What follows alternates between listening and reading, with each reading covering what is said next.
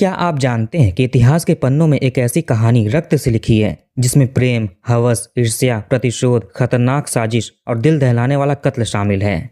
एक ऐसा केस जो अपने समय में हद से ज्यादा सुर्खियां बटोर रहा था, जिसमें मोहम्मद अली जिन्ना, सर जमशेद कांगा जैसे लोग भी वकील के तौर पर जुड़े थे। ब्रिटिश रूल में जिसकी वजह से साइमन गो बैक के नारे लगते थे, उन्हें लंदन से बुलाया गया स्पेशली इसी केस के लिए। उस समय जिस तरीके से पुलिस ने केस को सॉल्व किया था, उनकी बहुत तारीफ हुई थी। आज भी लोग इस केस को भूले नहीं हैं। इसमें एक सवाल भी आता है कि अगर कोई शख्स राजनीतिक रूप से ताकतवर हो, जिसके पास बेहिसाब पैसा हो, प्रभावशाली हो, क्या उसके ऊपर आम लोगों की तरह कोई कानून लागू होता है? नमस्कार दोस्तों, तो क्या हाल चाल है आपके? आज हम बात करने वाले हैं मालाबार हिल केस या बावला केस के बारे में। इस कहानी की शुरुआत होती है महाराष्ट्र राज्य के मुंबई शहर से। घटना 1925 की है। ये इंडिपेंडेंस से पहले का समय था। उन दिनों पूरे भारत देश में अंग्रेजी सरकार की हुकूमत थी। इंडिया ब्रिटिश इंडिया था। पहले मुंबई को बॉम्बे के नाम से जाना जाता था। बॉम्बे में ही एक पॉश इलाका है मालाबार हिल। उस समय भी ये पॉश था और आज के टाइम में भी है। यहाँ कई सारे पॉलिटिशियन, फिल्म एक्टर, बड़े बड़े बिजनेसमैन वगैरह रहते हैं। तारीख थी 12 जनवरी 1925। शाम के 7:30 बज रहे थे। सुहाना मौसम था, सूरज लगभग ढल चुका था। एक गाड़ी थी ब्लैक कलर की स्टडबेकर। इसमें 3 लोग बैठे हुए थे। एक महिला मुमताज बेगम, दूसरे अब्दुल कादिर बावला जो गाड़ी चला रहे थे, और तीसरे बावला के सेक्रेटरी। ये गाड़ी केम्स कॉर्नर से आई थी और हैंगिंग गार्डन मालाबार हिल की ओर चल रही थी। बीच में एक गिब्स रोड पड़ता है। जब ब्लैक स्टडबेकर गाड़ी इधर पहुंची तो अचानक से पीछे से एक लाल रंग की मैक्सवेल कार आई और स्टडबेकर के सामने ओवरटेक करके रुक गई। ये देखकर बावला भी ब्रेक लगा देते हैं। आसपास लोगों की चहल पहल थी, लोग आ जा रहे थे। इसी वक्त रेड मैक्सवेल कार में से 5-6 लोग चाकू और बंदूकों के साथ नीचे उतरते हैं। इसमें से एक बदमाश बावला की कार के पास आया और जबरदस्ती मुमताज बेगम को अपने साथ घसीटते हुए ले जाने लगा। मुमताज विरोध कर रही थी। अब्दुल बावला ने देखा कि इनके ही गाड़ी में से एक महिला को ऐसे कैसे कोई ले जा सकता है। ये गाड़ी से बाहर निकले और उन बदमाशों का विरोध करने लगे। थोड़ी झड़प हुई। लगा कि ये कोई रोड रेस का मामला है। तभी एक बदमाश ने बावला से बोला, देखो हमें लड़की को ले जाने दो, हमारे बीच मत पड़ो। बावला सुनता नहीं है, लड़ता रहा। तभी उस बदमाश ने बंदूक निकाली और अब्दुल बावला पर चला दी। गोली सीधे पेट में लगती है। बावला तुरंत जमीन पर गिर जाते हैं। ये सब कुछ देखकर मुमताज और भी विरोध करने लगी। बदमाशों को लगा कि इसे ले जाना मुश्किल होगा। फिर एक ने चाकू निकाला और मुमताज के चेहरे पर वार करना शुरू कर दिया। ये सारी चीजें रोड पर दिन दहाड़े सरेआम हो रही थीं। इस बीच रोड पर बहुत लोग मौजूद थे। कोई नहीं आया इन्हें बचाने। कौन आकर अपनी जान जोखिम में डाले? बदमाशों के पास हथियार थे और ये खूंखार भी लग रहे थे। ठीक इन्हीं सब घटना के बीच एक और गाड़ी गिब्स रोड से गुजर रही थी। इस गाड़ी के अंदर 3 ब्रिटिश आर्मी के ऑफिशियल्स थे। तीनों लेफ्टिनेंट रैंक के थे। इनकी बात करें तो ये लोग गोल्फ खेलकर कोलाबा और अंधेरी अपने अपने घर जा रहे थे। इस दिन गलती से इन्होंने गिब्स रोड का रास्ता ले लिया था। अब ये इत्तेफाक कहें या मुमताज बेगम की अच्छी किस्मत, चूँकि ये तीनों आर्मी के लोग थे और इन्होंने रास्ते में वो सीन देखा था कि एक महिला पर कुछ बदमाश चाकू से हमला कर रहे हैं। एक नौजवान उसको बचाने के लिए गाड़ी से निकला तो उसको गोली मार दी। सब कुछ इन्होंने अपनी आंखों से देखा था। ये लोग अपना अपना गोल्फ स्टिक लेकर दौड़कर स्पॉट पर पहुंचते हैं। एक ऑफिसर ने मुमताज को बचाने की कोशिश की और 2 बंदूक चलाने वाले को रोकने लगे। बहुत ही इंटेंस झड़प हुई। आर्मी वाले इन बदमाशों पर भारी पड़ते हैं। कुछ मिनटों में आर्मी के कर्नल भी आ गए। बदमाशों को लगा कि सिचुएशन हाथ से निकल रहा है। ये भागने की सोचते हैं। जैसे तैसे कुछ बदमाश आर्मी ऑफिसर्स के चंगुल से निकले और अपनी रेड मैक्सवेल कार से तेजी से भागने लगे। 2 बदमाशों को आर्मी ऑफिसर्स ने पकड़ लिया। दिन दहाड़े रोड पर ये सारी चीजें हो रही थीं। लोगों की भीड़ भी थी। मुमताज के चेहरे पर कई सारी चोटें आईं क्योंकि बदमाशों ने केवल इनके चेहरे को ही निशाना बनाया था। इधर अब्दुल बावला जमीन पर पड़ा था और जो इनका सेक्रेटरी था उसको थोड़ी मोड़ी चोटें आई थीं। इसी समय भीड़ में से किसी ने पुलिस को इस घटना की सूचना दे दी। ये सारी चीजें 10 से 15 मिनटों के बीच हो रही थीं। पुलिस आई, आर्मी द्वारा पकड़े गए बदमाशों को अपने कब्जे में लिया। फिर बावला, मुमताज और सेक्रेटरी तीनों को जे हॉस्पिटल ले जाते हैं। एक को बुरी तरह चेहरे पर चोटें लगी थीं, एक को थोड़ी मोड़ी चोटें आई थीं और एक को गोली लगी थी और बेहोश था। डॉक्टर्स ने इसकी सर्जरी शुरू कर दी। ये गोली सीधे लीवर में लगी थी, जहां से लगातार रक्त प्रवाहित हो रहा था। हॉस्पिटल में ही अब्दुल बावला की मृत्यु हो जाती है। चूंकि इस घटना को शहर ने अपनी आंखों से देखा था, पुलिस ने तुरंत केस दर्ज करके अपनी इन्वेस्टिगेशन शुरू कर दिया। ये सब इन्वेस्टिगेशन उस समय के पुलिस कमिश्नर पैट्रिक केली के अंडर में हो रहा था। घटना के दौरान 2 बदमाश पकड़े जा चुके थे जो पुलिस की कस्टडी में थे। घटना वाली जगह से एक बंदूक, खुखरी नाइफ और एक जैक नाइफ बरामद होता है। सर्कमस्टेंशियल एविडेंसेस कई सारे थे। आई विटनेसेस की भी कोई कमी नहीं थी। पुलिस ने सबूत और बयान जुटाने शुरू कर दिए। उस समय स्पॉट पर जितने भी लोग मौजूद थे, धीरे धीरे करके उनसे पूछताछ की गई। इन चश्मदीदों में वो 3 आर्मी ऑफिसर्स ज्यादा अहम थे। इन्होंने बदमाशों को बंदूक निकालकर गोली चलाने से लेकर महिला पर चाकू से हमला करने तक सब कुछ देखा था। इनकी ही वजह से 2 बदमाश, जिनमें से एक का बंदूक बरामद हुआ, ये पकड़े गए। वो जो महिला थी मुमताज़, शायद ये जानती होगी कि बदमाश कौन थे और क्यों इन पर हमला किया। इस कहानी की जड़ क्या है, इसकी शुरुआत कहाँ से हुई और ये क्यों हुई। मुमताज़ बेगम सारा कुछ पुलिस को बताती हैं। साथ में ये अपने थोड़े से बैकग्राउंड के बारे में भी बताती हैं। पुलिस की एक टीम इधर पूछताछ कर रही थी और दूसरी टीम देश भर में घूम घूम कर उस वारदात में शामिल लोगों को ढूंढ रही थी।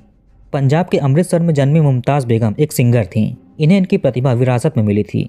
इनकी माताजी वजीर बेगम अपने ज़माने में एक मशहूर गायिका थीं और राजाओं के कोर्ट में गायन करती थीं। इनके इसी टैलेंट की वजह से राजा इन्हें बहुत सारे इनाम, गहने, जेवरात, पैसे वगैरह देते थे। जब मुमताज़ 5-6 साल की हुई तो इसे अमृतसर से हैदराबाद भेज दिया गया, जहाँ पर ये सिंगिंग और डांसिंग सीख सके। जब मुमताज़ 10 से 12 साल की हुई तो ये भी अपने माँ के जैसे एक सिंगर के तौर पर मशहूर होने लगी। इनकी आवाज़ बहुत मधुर और मन मोहने वाली थी। धीरे धीरे इनकी चर्चाएं इंदौर स्टेट में भी होने लगीं। उन दिनों भारत में कई सारे प्रिंसली स्टेट थे, जहां वैसे तो कोई ना कोई राजा रूल करते थे, लेकिन इनडायरेक्टली ब्रिटिशर्स का राज था। कहीं डायरेक्ट ब्रिटिश सरकार थी तो कहीं पर इनडायरेक्ट। तो इंदौर स्टेट के राजा थे महाराजा धीराज राजा राजेश्वर सवाई श्री तुकोजीराव होलकर थर्ड। इनके तक भी बात गई कि एक सिंगर है मुमताज़ बेगम, उसकी आवाज़ ने सबको दीवाना कर रखा है। महाराज ने सोचा कि एक बार मुमताज़ को यहाँ इन्वाइट करना चाहिए। महाराज ने अपनी तरफ से एक पैगाम हैदराबाद भिजवाया और मुमताज़ सहित उसके पूरे परिवार को अपने महल में आमंत्रित किया। इस समय मुमताज़ केवल 12 साल की थीं। घर वालों सहित मुमताज़ इंदौर आती हैं। इन्होंने महाराज तुकोजीराव थर्ड के कोर्ट रूम में कला का प्रदर्शन किया, संगीत गाई। मुमताज़ की आवाज़ महफिल में मौजूद सभी लोगों का मन मोह लेती है। राजा को भी संगीत बहुत पसंद आया। इन्होंने मुमताज़ और उसके परिवार को खूब सारा इनाम दिया, गहने जेवरात दिए, पैसे दिए। करीब 3 महीनों तक मुमताज़ राजा के महल में ही शाही मेहमान बनकर रही। इन्हें और इनके परिवार को दुनिया भर का हर ऐशो आराम, सुख चैन सब कुछ मिल रहा था। 3 महीने बाद ये लोग वापस हैदराबाद चले आते हैं। इनके जाने से महाराज का मन कचोटने लगा। इन्हें मुमताज़ के संगीत की आदत पड़ चुकी थी। कुछ दिनों के बाद महाराज ने वापस से पैगाम भेजा कि मुमताज़ को इंदौर लाइए। फिर से मुमताज़ इंदौर आई, राजा के लिए संगीत का गान किया। अब ये सिलसिला चल पड़ता है। कुछ समय के बाद अगर मुमताज़ कहीं और परफॉर्म करने के लिए जाती तो राजा इसे बुला लेते थे। 3-4 सालों तक ये होता रहा। समय के साथ मुमताज़ भी बड़ी हो रही थी। समय और किस्मत ने इन्हें एक अच्छी खासी आवाज़ की तरह एक खूबसूरत चेहरा भी दे दिया था। लोग इनकी आवाज़ के दीवाने तो थे ही, अब इससे आकर्षित भी होने लगे। अभी तक ये महाराज की शाही संगीतकार बन चुकी थीं। ज़्यादातर ये इंदौर में ही रहती थीं। कहीं ना कहीं तुकोजीराव भी मुमताज़ से आकर्षित होने लगे। महाराज को मुमताज़ से प्रेम हो जाता है। इन्होंने अपने पैलेस से थोड़ी दूर एक खूबसूरत सा बंगलो बनवाकर मुमताज़ को गिफ्ट कर दिया, जहाँ ये और इनके परिवार रह सकते थे, और ये रहते भी थे। मुमताज़ का ज़्यादातर टाइम महाराज के साथ बीतता था। शुरू में तो मुमताज़ भी खुश थी। ये शाही चीज़ें जहाँ जाओ बॉडीगार्ड साथ, सुख चैन आराम सब कुछ मिल रहा था। राजा इन्हें घुमाने के लिए आउट ऑफ इंडिया लंदन भी ले गए। मुमताज़ महाराज की प्रेमिका बन चुकी थी, मिस्ट्रेस बन चुकी थी, यानी वो औरत जो किसी शादीशुदा आदमी के साथ शारीरिक संबंध में हो। ये बात उन दिनों सभी जानते थे। मुमताज़ भी खुश थी। लेकिन जैसे जैसे समय बीतता गया मुमताज़ को रियलाइज़ होने लगा कि इसे सब कुछ तो मिल रहा है, लेकिन बदले में इसकी आज़ादी छिन रही है। ये अकेले कहीं आ जा नहीं सकती, किसी आम इंसान से मिल नहीं सकती, हर वक्त बॉडीगार्ड साथ होते हैं। मुमताज़ को अंदर ही अंदर घुटन सी महसूस होने लगी। यह महाराज से इस बारे में बात भी करती है, लेकिन महाराज ने कभी भी इसे जाने नहीं दिया। हमेशा कहते हैं कि कहीं घूम कर आ जाओ, लेकिन साथ रहो। समय के साथ कुछ सालों के बाद महाराज के अंदर जो मुमताज़ के लिए फीलिंग्स थी, जो प्रेम था, वो धुंधला सा पड़ने लगा, कम होने लगा। लेकिन फिर भी इसे कहीं जाने नहीं देते थे। महाराज को लगने लगा कि मुमताज़ केवल मेरी है, मेरा ही अधिकार है इस पर और हमेशा रहेगा। इन्होंने रेस्ट्रिक्शंस और भी बढ़ा दिए। किसी पब्लिक गैदरिंग में शामिल नहीं होने देते, कहीं किसी की नज़र न पड़ जाए। मुमताज़ का संगीत महाराज केवल अपने कक्ष में सुनते थे, इनके अलावा कोई और संगीत नहीं सुन सकता। दशकों तक मुमताज़ महाराज के साथ रही। यही सारी चीज़ें मुमताज़ को अंदर ही अंदर खाई जा रही थीं। कई बार इन्होंने सोचा महल से भागने का, लेकिन इन्हें जान का भी खतरा था, कहीं राजा के लोग कुछ कर ना दें। बीच में एक गर्भवती भी हुई। होने वाले बच्चे के पिता थे महाराज तुकोजीराव। इंदौर के किसी हॉस्पिटल में मुमताज़ एक बेटी को जन्म देती है। कुछ देर के बाद नर्सेस आई और मुमताज़ से बोला कि कुछ कॉम्प्लिकेशंस की वजह से हम बच्ची को नहीं बचा पाएं। ये सुनकर मुमताज़ को धक्का सा लगा। इनकी नॉर्मल डिलीवरी हुई थी और ये होश में भी थीं। इन्होंने अपनी आंखों से बच्ची को रोते हुए देखा था, वो स्वस्थ दिख रही थी। फिर ऐसे कैसे उसकी मृत्यु हो गई? आगे इन्हें एहसास हुआ कि इनकी नवजात बच्ची का कत्ल हुआ है और इसके पीछे महाराज का कनेक्शन है। वजह भी सामने ही थी कि इनकी महाराज से शादी नहीं हुई थी, मिस्ट्रेस थीं। ऊपर से एक बेटी को जन्म दिया था। समाज में लोग महाराज के बारे में क्या सोचेंगे? अपनी इज्जत और प्रतिष्ठा के लिए महाराज ने मुमताज़ की नवजात बच्ची का कत्ल करवा दिया। ये चीज़ मुमताज़ को अंदर से और भी तोड़ कर रख देती है। फिर से इन्होंने एक बार महाराज से बात की और जाने को बोली। महाराज ने इसे हल्के में लिया और मजाक मजाक में बोला कि जाओ परिवार को भी ले लो। इन्होंने ये बात प्राइवेटली और केवल मुंह से बोली थी, लिखित में नहीं दिया था कि तुम्हारा मेरा कोई संबंध नहीं है, जहाँ जाना है जाओ। महाराज ने बस ऐसे ही बोला था। वैसे मुमताज़ के परिवार भी यहीं पर घुट घुट कर जी रहे थे। ये सब कुछ होने के बाद इन्होंने अपना सामान वगैरह पैक किया और निकलने लगे। चूंकि मुमताज़ महाराज की एक मिस्ट्रेस थी, महाराज की शाही मेंबर थी, तो इंदौर दरबार के एक सीनियर ऑफिशियल शंकर राव ने मुमताज़ और उनकी फैमिली को रोका कि ऐसे मत जाओ, लिखित में कुछ नहीं मिला है, आगे अंजाम बहुत बुरा होगा। इनकी बात नहीं सुनी गई और पूरा परिवार बिना किसी को बताए रातों रात गायब हो गया। कहीं कहीं पर यह भी है कि जब मुमताज़ ने महाराज से जाने की बात बोली तो महाराज इनको छुट्टियां मनाने के लिए मसूरी भेजने लगे। मुमताज़ वहां जाने को राजी भी हो गई। फिर महाराज ने बॉडीगार्ड्स के साथ मुमताज़ को ट्रेन से मसूरी भेजा, लेकिन बीच में दिल्ली स्टेशन से मुमताज़ सैनिकों को चकमा देकर भाग गई और इंदौर से मुमताज़ का परिवार भी गायब हो गया। जब राजा को इन सभी चीज़ों की भनक लगी तो इन्होंने अपने सभी लोगों को मुमताज़ और उसके परिवार की खोज में लगा दिया। जैसे ही पता चला कि वो दिल्ली में है, तुरंत महाराज की तरफ से एक पैगाम भेजा गया। उस समय दिल्ली में ब्रिटिश राज था। महाराज के लोग ऐसे ही मुमताज़ को उठाकर इंदौर नहीं ले जा सकते थे। महाराज ने दिल्ली में बैठी ब्रिटिश गवर्नमेंट को लेटर भेजा कि वहाँ मुमताज़ नाम की एक महिला है, वो हमारे महल से गहने चोरी करके भागी है, उसको इंदौर प्रत्यार्पित करना है। मुमताज़ ने कहा कि ये गहने उसके पुरखों के हैं, हमारे परिवार को ये कई दशक पहले महाराजा रंजीत सिंह की तरफ से भेंट दिया गया था, ये गहने मेरे परिवार के हैं। इसके बाद महाराज और इनके लोग कुछ नहीं कर सकते थे। फिर मुमताज़ दिल्ली से भी भाग जाती हैं। अब महाराज के आदमी वापस से मुमताज़ की खोज करने लगे। महाराज ने अपने सारे खबरियों को देश भर में फैला दिया। जल्दी ही महाराज के लोग मुमताज़ के परिवार को ट्रेस कर लेते हैं, पर ये लोग वहाँ पर गए नहीं, बस ये पता कर लिया कि ये लोग यहाँ पर रह रहे हैं। समय समय पर जब भी महल में कोई प्रोग्राम होता तो महाराज मुमताज़ को इन्विटेशन भेजते थे, लेकिन वो आती नहीं थी। ऐसा कई बार हुआ। इससे महाराज को बहुत गुस्सा आता है। इसमें थे श्री राम शंभू दयाल, ये महाराज तुकोजी राव के महल में हेड सर्वेंट थे। ये अमृतसर मुमताज़ की फैमिली के घर जाकर धमकी दी और बोला कि अपनी बेटी के साथ चुपचाप इंदौर चलो, वरना अच्छा नहीं होगा। इससे फैमिली बहुत डर जाती है। यह भी कहा जाता है कि राजा ने अपने गुरखा बॉडीगार्ड्स को फैमिली के पास तैनात कर दिया था। फैमिली ने डिप्यूटी कमिश्नर ऑफ अमृतसर को एक लेटर लिखा जिसमें अपनी सारी प्रॉब्लम बताई और पुलिस प्रोटेक्शन मांगा। राजा का प्रभाव इतना ज़्यादा था कि लेटर डाकघर जाने के बाद गायब हो गया, कभी कमिश्नर तक पहुंचा ही नहीं। इसी बीच कहानी में एंट्री होती है बिहारी लाल नाम के दिल्ली बेस्ड शॉल मर्चेंट की। किसी तरह इसका परिचय मुमताज़ और इसकी फैमिली से हो जाता है। बिहारी लाल की नज़दीकियाँ फैमिली से बढ़ती गईं। फैमिली इससे थोड़ी कंफर्टेबल हो जाती है। इन्होंने बिहारी लाल को सारी चीज़ें बताईं कि एक राजा है इंदौर का, वो परेशान कर रहा है, जीना हराम कर दिया है। उसको ये भी पता है कि हम यहाँ पर हैं, वो अपने आदमियों को यहाँ भेजकर धमकियाँ देता है। ये सुनकर शॉल मर्चेंट बिहारी लाल थोड़ा गंभीर हुआ। इसने कहा कि आपको यहाँ बिल्कुल भी नहीं रुकना चाहिए, ये खतरे से खाली नहीं, आप मेरे साथ दिल्ली चलिए। इतने में से आइडिया आया कि इसका एक भाई बैरिस्टर है, मुंबई में रहता है। बिहारी लाल ने फैमिली को बोला कि आप लोग मुंबई जाइए, वहाँ मेरा भाई है, उसके साथ रहिएगा। अगर वहाँ राजा के लोग आएँ तो भाई इनका राजा पर केस कर देगा। फैमिली को यह आइडिया बहुत पसंद आया। बिहारी लाल अपने एक नौकर रामलाल को फैमिली के साथ छोड़ देता है कि ये आप लोगों के साथ रहेगा, आपकी मदद करेगा, आने जाने रहने खाने का इंतजाम कर देगा। फैमिली ने बोला ठीक है। अब मुमताज़ और उसकी पूरी फैमिली ट्रेन से मुंबई पहुंची। ये 1924 के आसपास का साल था। रेलवे स्टेशन से बिहारी लाल के दूसरे भाई बुलाकी दास ने फैमिली को रिसीव किया। ये इन्हें अंधेरी के एक बंगलों में ले जाते हैं। जब फैमिली बंगलों में आई तो इन्हें थोड़ा अजीब सा लगता है, क्योंकि ये बंगलो बिल्कुल ही सुनसान इलाके में था। दूर दूर तक पेड़ पौधे थे, जंगल था। कुछ दिनों के बाद जब दोबारा बुलाकी दास हालचाल लेने के लिए बंगलो आया तो मुमताज़ की फैमिली ने कहा कि नहीं, यहाँ पर नहीं रहना है। अगर महाराज के लोग यहाँ आ गए तो हम कुछ नहीं कर सकते, हमें ऐसी जगह रहना चाहिए जहाँ पर आसपास भीड़ हो, लोग हों। बुलाकी दास ने कहा कि ऐसी बात नहीं है, आप यहाँ सुरक्षित हैं। फैमिली ने जोर दिया कि कहीं और जाना है, लेकिन आप परेशान मत होइए, हम खुद से घर ढूंढ लेंगे। बुलाकी दास ने कहा ठीक है, लेकिन आप रामलाल को साथ रखिएगा, वो सबका इंतजाम कर देगा। इसके बाद मुमताज़ की फैमिली मदनपुर आ गई। यहाँ हकीम बिल्डिंग में एक घर लिया। कुछ दिनों के बाद बुलाकी दास यहाँ इनका घर देखने के लिए आता है। रात भर ये यहीं पर रुका। जब सुबह हुई तो अचानक से घर वालों ने पुलिस बुला ली। ये पुलिस क्यों? घर वालों का आरोप था कि बुलाकी दास और उसके नौकर पैसे, गहने और डॉक्यूमेंट्स चोरी करने की कोशिश कर रहे थे। पुलिस इन दोनों को उठाकर पूछताछ करती है कि चोरी क्यों कर रहे थे।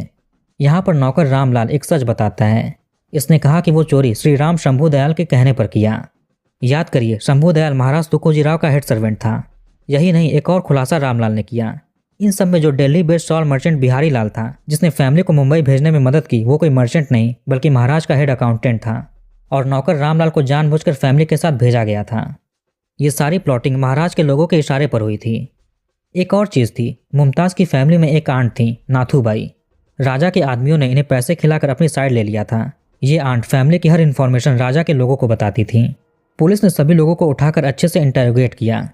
सच्चाई निकली कि ये लोग मुमताज़ की फैमिली को ख़त्म करने के मकसद से आए थे और मुमताज़ का नाक काट देते हैं ताकि वो बदसूरत हो जाए और कोई उससे शादी ना करे।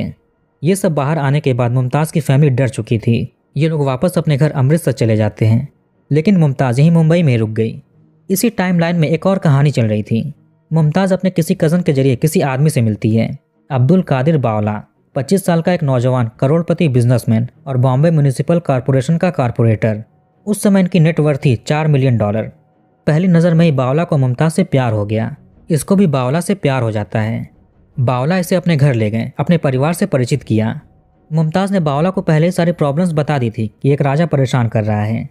खैर, मुमताज़ बावला के साथ मलाबार हिल में उनकी कोठी में रहने लगी। बावला ने अपनी प्रेमिका को एक घर गिफ्ट किया, उसके लिए गहने आभूषण खरीदे। इसके अलावा ये हर महीने 1000 रुपये मुमताज़ को देता था पॉकेट मनी के तौर पर।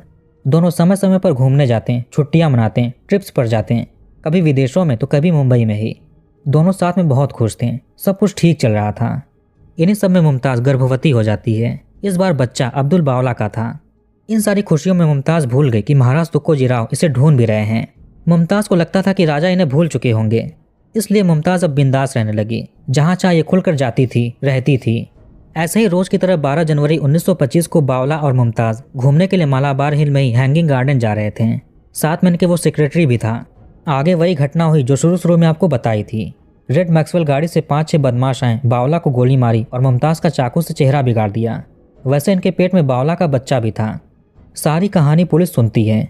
उधर एक दूसरी पुलिस की टीम 2 पकड़े गए बदमाशों के जरिए अमृतसर, इंदौर, हैदराबाद, मुंबई जैसे जगहों से और 7 लोगों को अरेस्ट करती है।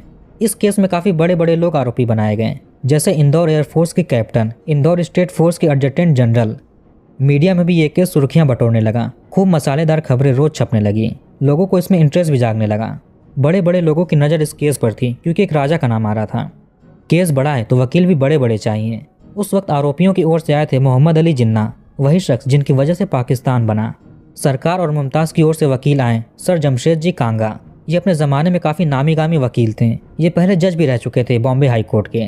इन्होंने भारत के कई ऐसे लोगों को ट्रेनिंग भी दी जो आगे चलकर चीफ जस्टिस ऑफ इंडिया बने, जिसमें भारत के पहले CJI भी हैं। बॉम्बे हाई कोर्ट में ट्रायल शुरू होता है। मोहम्मद अली जिन्ना की पत्नी की दिलचस्पी भी इस केस में थी। रोज ये भी कोर्ट रूम आती थी। इनकी मुमताज़ से हमदर्दी भी थी क्योंकि उसने बहुत कुछ सहन किया था। खैर, कोर्ट में दलीलें रखी गईं, सबूत पेश किए गए, गवाहों की भी कोई कमी नहीं थी। वो 3 आर्मी ऑफिसर्स भी गवाही देते हैं जिन्होंने मुमताज़ को बदमाशों से बचाया था।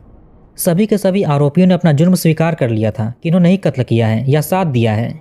लेकिन ये सब कुछ क्यों किया, किसके कहने पर किया, मोटिव क्या था, ये कोई भी नहीं बता रहा था। किसी ने भी महाराज का नाम नहीं लिया। न्यूज़पेपर्स में रोज हेडलाइंस इसी केस का होता था। उस समय का ट्रेंडिंग केस था ये। सारी चीज़ें सुनने और समझने के बाद बॉम्बे हाईकोर्ट अपना फैसला सुनाती है। इसमें 9 लोगों में से 2 बरी हो गए। एक को कत्ल में उकसाने का चार्ज लगा, 3 को उम्र कैद हुई और बाकी 3 को फांसी की सजा हुई। फांसी की सजा सुनकर एक तो पागल ही हो गया। उसको मेंटल हॉस्पिटल भेजते हैं। पता चला कि इसका दिमागी संतुलन हिल चुका है। कोर्ट इसकी फांसी कैंसिल करके उम्र कैद की सजा दे देती है।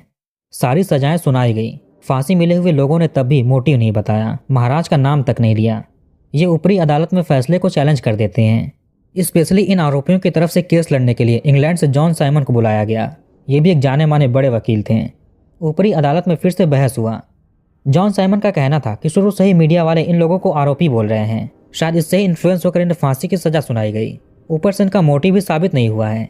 आगे ऊपरी अदालत बॉम्बे हाईकोर्ट के फैसले को बरकरार रखती है, जिसमें 2 लोग बरी हुए, एक को कत्ल के लिए उकसाने का आरोप लगा और उसे कुछ सालों की सजा हुई, 3 को उम्र कैद की हुई और 3 को फांसी। इसमें एक फांसी वाले का दिमागी संतुलन ठीक नहीं था तो उसको उम्र कैद हो गई। 19 नवंबर 1925 यानी घटना के 10 महीने के बाद 2 आरोपियों को फांसी दे दी गई। सारी कार्रवाई में कहीं भी महाराज का नाम नहीं आया, जबकि सबको इनका इन्वॉल्वमेंट पता था। मरते दम तक आरोपियों ने भी अपना मुंह नहीं खोला। बाद में मीडिया नहीं मानती है, महाराज को लेकर खबरें छापने लगी। लोगों में भी गुस्सा था। इससे सरकार भी प्रेशर में आ जाती है। फिर ऑफिशियल्स की तरफ से इंदौर के राजा तुकोजी राव को मैसेज भेजा गया, या तो बॉम्बे कोर्ट चलकर अपनी बेगुनाही साबित कीजिए या फिर अपना राजपाट अपने बेटे को सौंप दीजिए, राजगद्दी छोड़ दीजिए। अगर ऐसा करेंगे तो कोई कार्रवाई नहीं होगी। राजा ने सेकंड ऑप्शन चुना और अपने बेटे यशवंत राव सेकंड को राजा बना दिया और ये खुद देश छोड़कर हमेशा के लिए लंदन चले गए। मुमताज़ भी बच्चे की डिलीवरी के बाद हॉलीवुड अमेरिका चली गई। वैसे मुमताज़ की फैमिली में एक अंकल का नाम भी आया था। उन्हें पैसे देकर राजा के लोगों ने अपने साइड करने की कोशिश की थी। इन्होंने बताया कि बावला के वॉचमैन को पैसे देकर उसे अपने साइड किया गया था। वॉचमैन ने बावला के घर का पीछे वाला दरवाजा जानबूझकर खुला रखा। राजा के लोगों का प्लान था कि बावला और मुमताज को उसके ही घर में खत्म कर देंगे। मुमताज के अंकल ने यह बात बावला को बता दी। बावला ने वॉचमैन को नौकरी से निकाल दिया था। वो गाड़ी रेड मैक्सवेल घटना के 6 महीने पहले स्पेशली इसी काम के लिए खरीदी गई थी। तो कहानी को यहीं पर खत्म करते हैं। आप कमेंट करके बताइए कि वीडियो आपको कैसा लगा। इस वीडियो को लाइक और शेयर जरूर करिए और हमारे चैनल को सब्सक्राइब करके बेल आइकन ऑन कर लीजिए। मिलते हैं नेक्स्ट वीडियो में।